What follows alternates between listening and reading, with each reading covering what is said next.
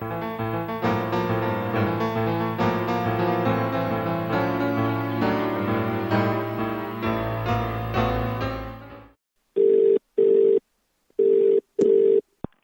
listening to Extinction Radio FM. Listen to the podcast at extinctionradio.com. Are you there, Mike? I'm here, Mike. It's good to talk to you. Good to talk to you. Great. Welcome to the show. And we also have a co-host waiting in abeyance. Myrn, are you there? I'm here, Mike. Hi, Mike, and hi, Mike. And hi, everybody else. Hi, Myrn. Hi.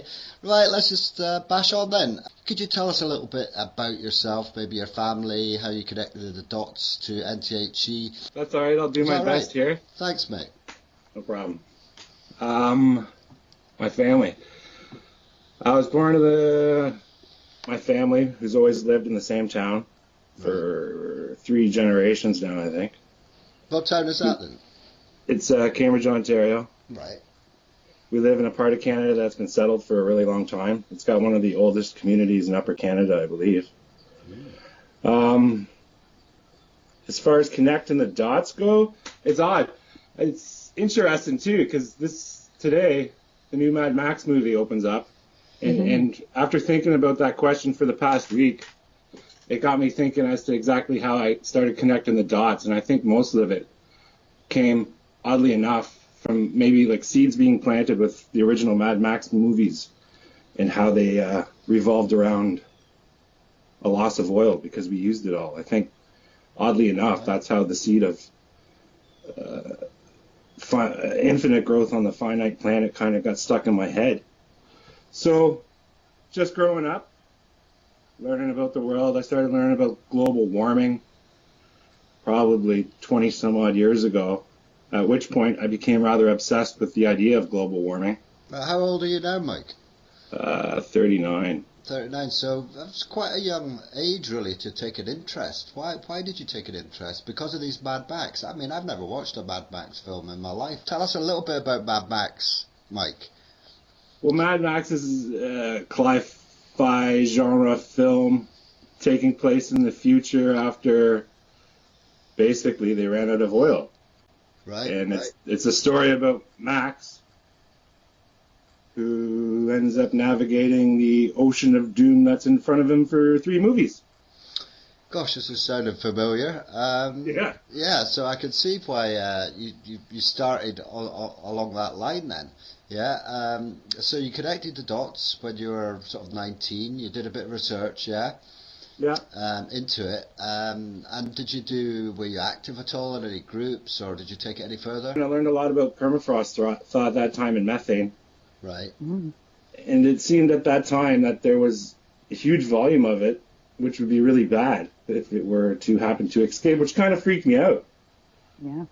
While at the same time learning about the economy, this is, I guess like the world economy today just kind of stems from the beginning of the free trade agreement and various agreements after that. And at the time I was learning about global warming, there was another one, which was the multilateral agreement on investment, which started, I think, giving corporations a type of personhood under the law, which kind of changed a lot of things and really solidified the global economy in a corporate kind of vampire way. So while I realized that global warming was a big threat, and realizing that the economy was this sick, twisted parasite that basically is destroying the environment, it kind of freaked me out. So I just stopped going on the internet for 20 some odd years because it was just too overwhelming. And I just really didn't know how to cope with it, so I just tried not to think about it. Right. So you just kind of left it in abeyance and got on with your life and enjoyed your life, and then you've come back to it. What made you come back to it? Because I know you're particularly interested in collapse, yeah? And the collapse of the economy, yeah. Yeah, the collapse of the economy, it just obviously frightens me now more. I would say finally connecting the dots, it all kind of happened 2 years ago. Right. And I bought a new vehicle, which happened to be a big gas guzzling truck, having left a 4-cylinder car. So every time I would go to the pump, I would just start thinking about my impact on the planet having just gone exponential and thinking, why am I doing this? Like, why am I just creating so much more destruction just to get back and forth to work? And it started weighing heavily on my mind, and it just kind of started making me wondering about global warming and again with the economy. And then one night when I was driving home from work, it's an odd drive I have home from work too, because I drive through farm fields, and one block they just grow corn, and then around the next block I have a huge what is it? It's a big food distribution center for our whole area, and it's massive.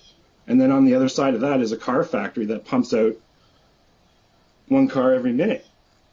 So that night when I was driving home, I just kind of got hit with global warming, peak oil, my own individual human impact on the planet.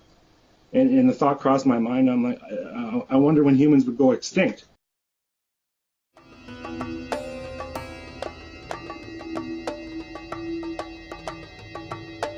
I'm now accepting